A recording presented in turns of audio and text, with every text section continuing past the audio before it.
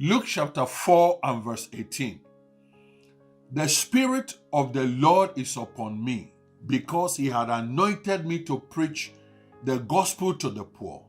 He has sent me to heal the brokenhearted, to preach deliverance to the captives and recovering of sight to the blind, to set at liberty them that are bruised. When Jesus began his earthly ministry, people of God, the Spirit or the power of the Godhead was moving powerfully on him. Jesus was experiencing great results, and the people just could not figure out why. Jesus had to explain to them.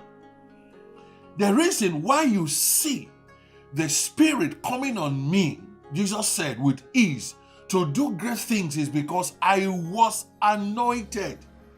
This is to say that the reason for the Spirit is the anointing. The Spirit comes to empower people because of the anointing.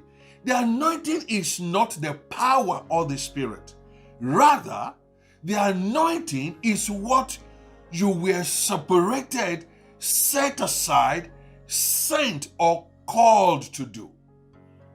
In the case of Christ, he was separated or anointed to preach the gospel to the poor, heal the brokenhearted, preach deliverance to the captives, recovering of sight to the blind, and to set at liberty them that are bruised.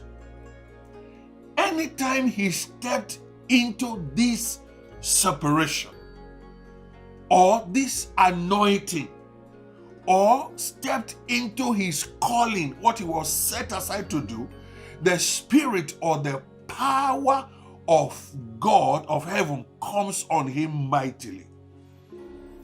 The anointing is always used in the past tense, if you notice.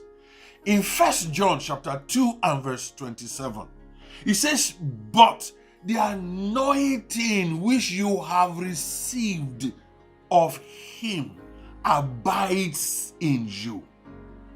To Saul in 1 Samuel chapter 10 and verse 1, Samuel said, the reason I am pouring oil on your head right now is because the Lord had in the past tense anointed you to be captain over his inheritance.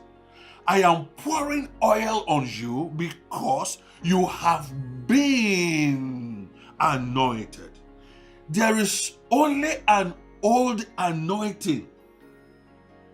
Anointing can only be discovered, not received by the laying on of hands.